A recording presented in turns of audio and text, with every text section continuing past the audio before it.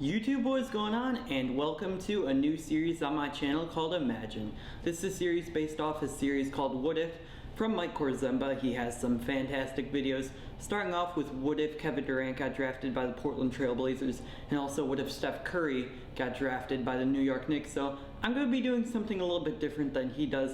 Going through in this video, I'm going to be discussing what would have happened if Coach Calipari never left Memphis for Kentucky. So we start off in second to last season at Memphis. It's April 7th, 2008, and this is the only year where all four #1 seeds advanced to the Final Four. The unquestioned top two teams in the country were Kansas and Memphis, and they do meet in the national championship game. Only one game between these two teams were decided by single digits in the NCAA tournament, so two teams that were really dominant throughout the whole year, and this is a game for the ages. But I'm going to change something a little bit before Coach Calipari does decide to leave Memphis to go to Kentucky. What if Mario Chalmers doesn't hit that three-pointer? Or maybe Memphis does make more free throws than they did at the end of the game, and Memphis closes it out and gets national title. Now, first off, we have to look at the recruiting impact if Memphis does get the national title. And honestly, I was very surprised seeing that this recruiting impact would have very little say, even if Memphis wins national title. The only real player they were going for that they didn't get from their borderline top 15 class was the 37th ranked player in the country, Rashanti Harris. He was a 4-star center who was the 37th ranked player in the country. Rashanti eventually decided to sign with UTEP, but was ruled ineligible and then transferred to Georgia State. So Rashanti Harris would have no impact on the Memphis team that lost against Missouri in the NCAA tournament in the Sweet 16. So now where the story actually kicks in. What if John Calipari didn't decide to leave Memphis and upgrade to Kentucky to go coach the Kentucky Wildcats after Billy Gillespie was fired after missing the NCAA tournament for the first time since 1992 at Kentucky? Timing was right for Calipari in real life, but what if he decided to turn that offer down and decide to stay at Memphis for another couple seasons? What would have changed in college basketball landscape, and also how would recruiting change as well? The first major change that would happen if Coach Calipari did not decide to leave Memphis for Kentucky would be with Kentucky's 2009 recruiting class. This is a stacked class that included future NBA players and 5-star recruits in John Wall, DeMarcus Cousins, Eric Bledsoe, and Daniel Orton. The first major change is with John Wall. This would have likely come down between Memphis, Duke, and Kansas. With all three teams needing a point guard, this was a tough decision, but seeing how John Wall's relationship and love for Coach Cal was very strong, I think it's safe to say that he would have gone to Memphis and stayed with Calipari. With Wall's commitment, I say he also lands John Jenkins and Leslie McDonald, both Tennessee natives. These are both top 50 players in the country that I believe would help Memphis become the biggest recruiting power in the state like they have been the past couple years. But with Coach Calipari, I believe they'd be able to get pretty much anyone they wanted from Tennessee. So I think Jenkins and also Leslie McDonald would be joining the Tigers and Coach Calipari. Now we go into another player who was actually a Kentucky Wildcat with John Wall, and that would be Eric Bledsoe. He was highly recruited by Memphis, and I believe he would stay with John Wall and go to Memphis with Coach Calipari. Wall, Bledsoe, Leslie McDonald, and Jenkins make Memphis a Final Four contender and a 30-plus win lock for the upcoming season. But now we go into another Kentucky player that I think would not go to Memphis, and it's DeMarcus Cousins. He was another star Kentucky signee, but I do think he would stay in-state and sign with football powerhouse Alabama, who is really high on his radar. Unfortunately, I don't think DeMarcus Cousins could make Alabama a powerhouse, as I do think he'd be a very solid player, but would go one and done and not be able to get Alabama in the Sweet 16 or the Elite 8. So that's going to be the end of hearing about DeMarcus Cousins for this video. I think Kentucky would hire Billy Donovan from Florida, as he was actually the favorite to go to Kentucky in real life before Calipari went there. I think he uses more of the recruiting tools available at Kentucky and forms a team ready to compete in the future. In his first season in charge of Kentucky, that includes multiple members from his Florida recruiting class and 5-star Kenny Boynton and 4-star Eric Murphy. I would expect neither of these players to go to the NBA after a year or two, as Billy Donovan really recruits guys who are 4-year players. This would be the end of the recruiting changes, so I do think the Final Four would be Michigan State, Butler, Duke, and West Virginia. Butler beats Duke in the national championship game for the ages.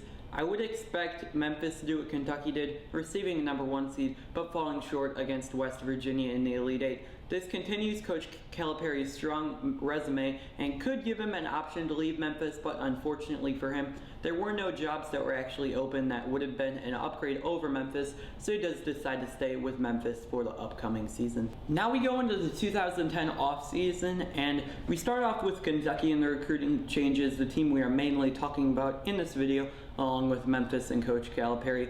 Kentucky signed Terrence Jones, Brandon Knight, Duron Lamb, and Eni Skanter. I would imagine Cantor would sign with Coach Calipari at Memphis, but after being ruled ineligible at Kentucky and playing another season in Europe before going to the NBA, I do think Cantor does the same after signing with Calipari. He is ruled ineligible and does decide to play one more year in Europe before eventually moving to the NBA and being a top 5 draft pick.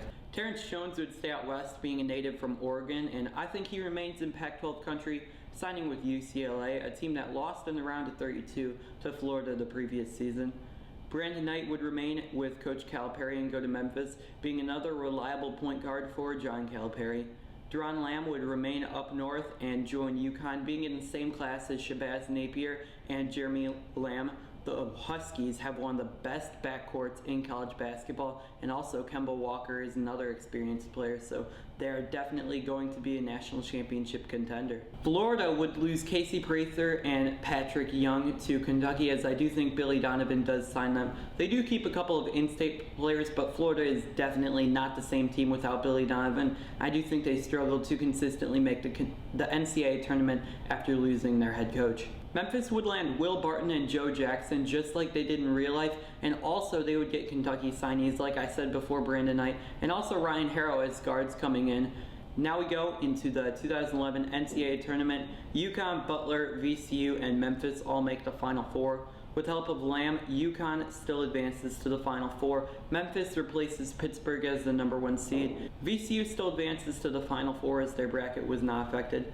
And then another team affected was Kentucky, and I believe they do make the Elite Eight in their first real season with Billy Donovan, his second season, but I think he's finally getting the pieces together so they would make an Elite Eight run. UConn beats Butler in the Final Four, and also in the other Final Four matchup, VCU falls to Memphis as Memphis and UConn advance to the national title, and Memphis is very similar to the Kentucky team that did go very far in the NCAA tournament, but I do think Kemba Walker leads the UConn Huskies to an NCAA tournament victory and the national championship, as their team is very similar to the one that did win the national title, and also they have Duron Lamb helping him out, who is actually really underrated for Kentucky in that team. So I do think that UConn does win the national title with the help of Duron Lamb, and also of course Shabazz Napier and Kemba Walker. Now we head into the 2011 recruiting class, and the major player in this recruiting class that would change is Anthony Davis. I believe he would be joining North Carolina, as they were one of the top teams interested in him,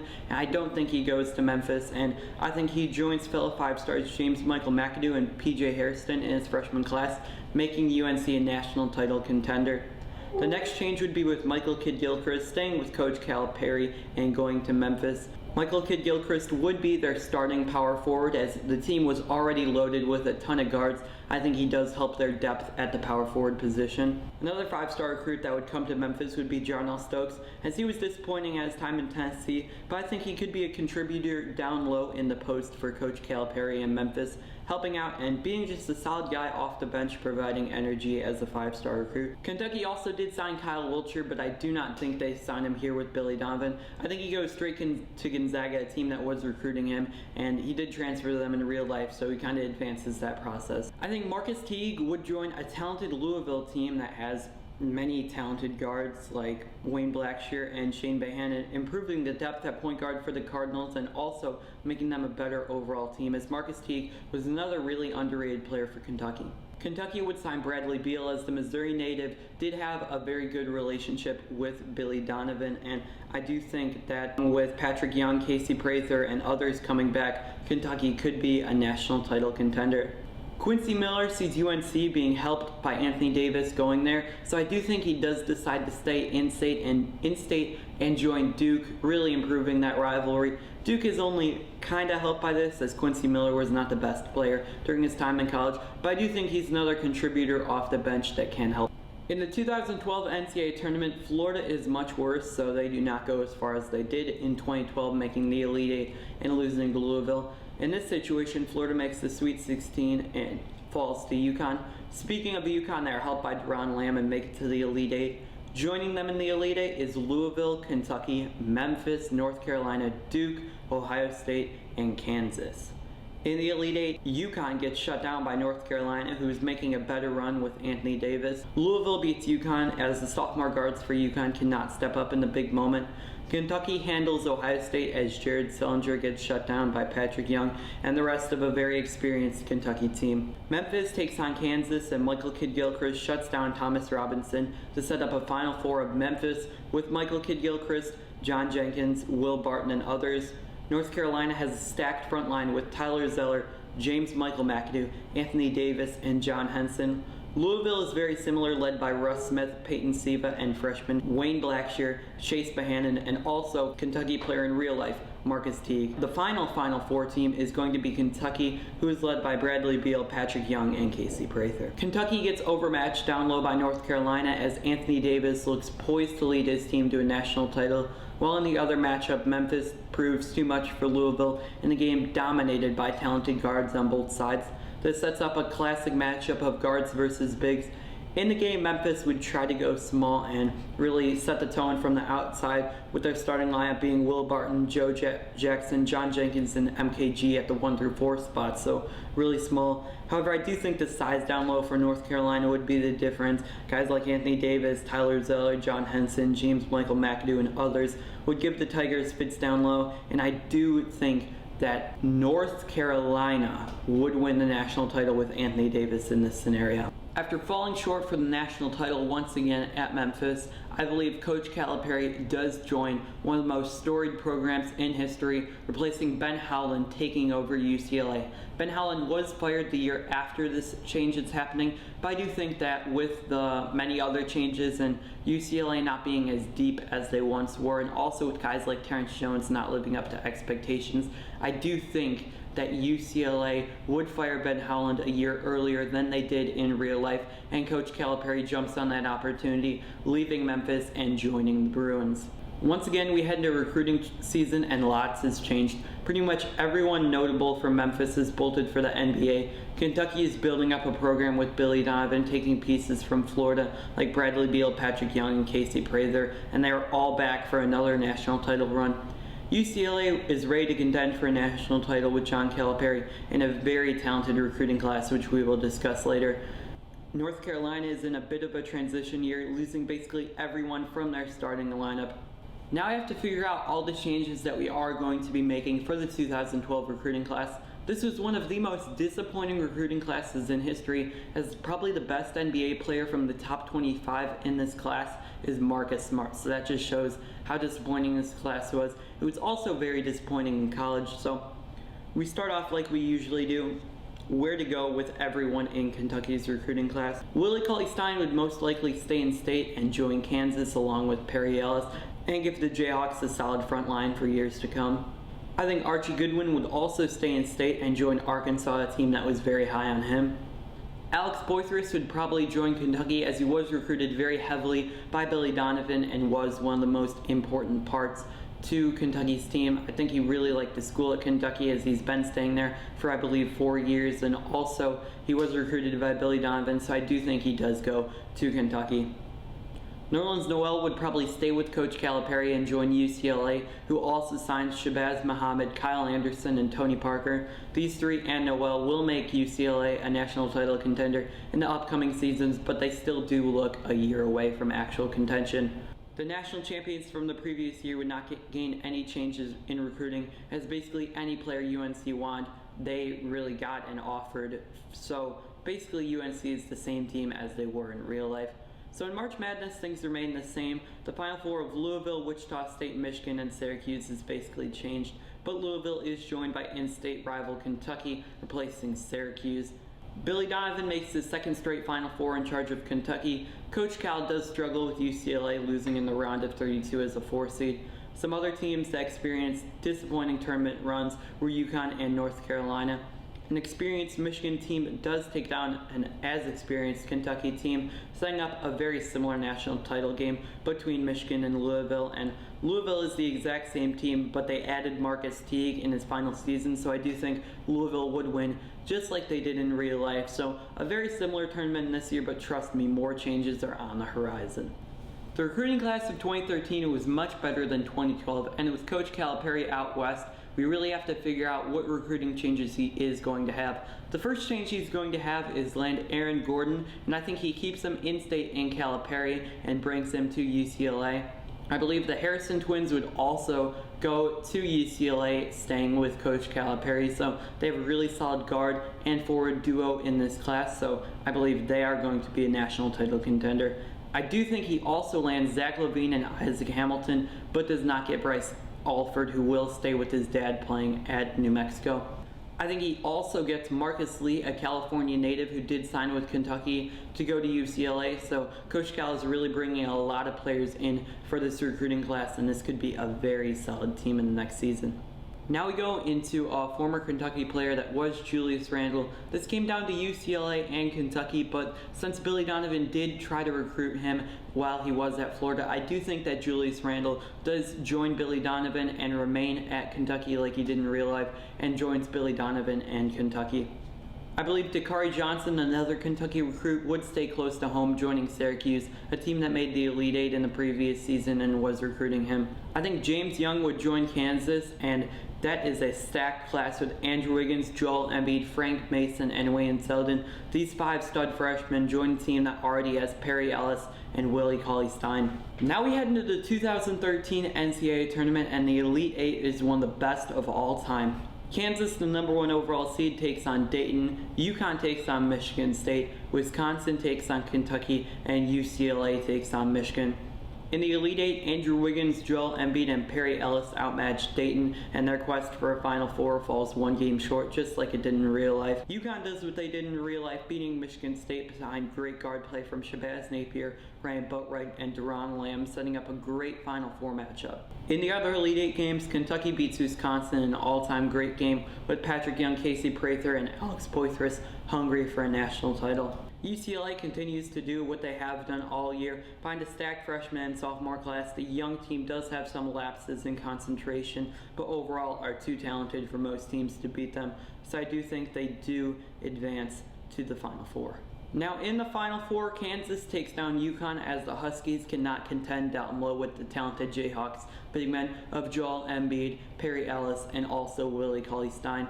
Kentucky beats UCLA, avenging back-to-back Final Four losses to advance to their first national title game under head coach Billy Donovan. In the national title game, Kansas wins dull as the overall talent on their team was incredible. Depth at every position is the best in the country, and stars can take over the game like Andrew Wiggins, Joel Embiid, and also Willie Cauley-Stein. So I do believe the Jayhawks would lift up the national championship. Now we do head into the final season of recruiting, the class of 2014. I'm not going to bother with the 15 class as the season isn't even over. We're not even into March Madness yet. So I do think that this is the best class to end on.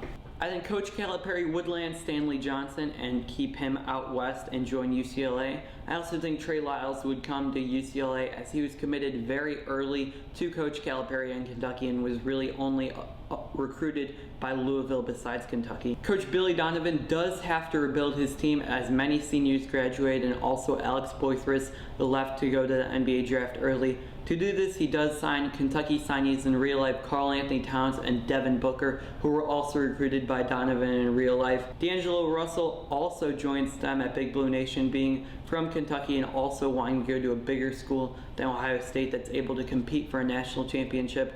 He was recruited by Kentucky and Florida, so I think mixing up these two, Billy Donovan going to Kentucky and also having the reported interest from Kentucky, I do think that D'Angelo Russell does join the Wildcats. Tyler Ulis would not go to Kentucky like he did in real life. I think he does go to Michigan State because this was one of the many teams that were interested in him. He is going to be a 3-year guy for Tom Izzo, as he does like those players that do stay in college for a long time. I think he'll be a very reliable point guard, just like he is in college right now, so I do believe he helps out Michigan State's national championship contention. I believe Kevon Looney would join Duke and stay UCLA with Coach Calipari taking over. This would be a very unsuccessful recruiting class for Coach Calipari, not getting a ton of 5-star recruits, but they do have some experience on the team with Kyle Anderson, Zach LaVine, and Shabazz Muhammad all returning. This would be the end of recruiting changes and also the end of anything changing before the NCAA tournament. And I do have to repeat one last thing before we go. Changes could be infinite if Coach Calipari doesn't join Kentucky. Maybe Florida Gulf Coast doesn't draw Georgetown in the NCAA tournament and they don't create Dunk City, and many factors are here that could have changed so many things. But this is just the main factors that were impacted and stuff that I think would be directly changed, and kind of interesting to see stuff that was kind of controllable and stuff that I could change. Now we go into the Elite Eight of the NCAA tournament. Kentucky takes on Notre Dame, Kansas gets upset, and the team that beat them, Gonzaga, will play Duke. Two Big Ten teams in Michigan State and Wisconsin advance to play Louisville and North Carolina respectively. In the Elite Eight, Kentucky beats Notre Dame with Towns, Russell, and Booker putting the team on their back. Duke beats Gonzaga as Justice Winslow, Jahlil Okafor, and Tyus Jones are another trio of freshmen having superb seasons. Michigan State beats Louisville just like they did in real life, with Tom Izzo having another Tom Izzo type March Madness run. Well, Wisconsin does beat North Carolina with Frank Kaminsky dominating down low. I think Duke would barely outlast Kentucky as the bit more experience, and also no one to guard Winslow causes Duke to advance to the national title just like they did in real life. I think they would face Michigan State, the team that they did beat in the Final Four in real life, as I think with the addition of Tyler Ulis, they do take down Wisconsin. And I do think Duke beats Michigan State for the national championship. That will wrap it up for a new series on my channel called Imagine. If you guys did enjoy the video, make sure to leave a like and also subscribe for more Imagine series. I am going to be coming out with a bunch of stuff like this in the future, so make sure to subscribe in the future.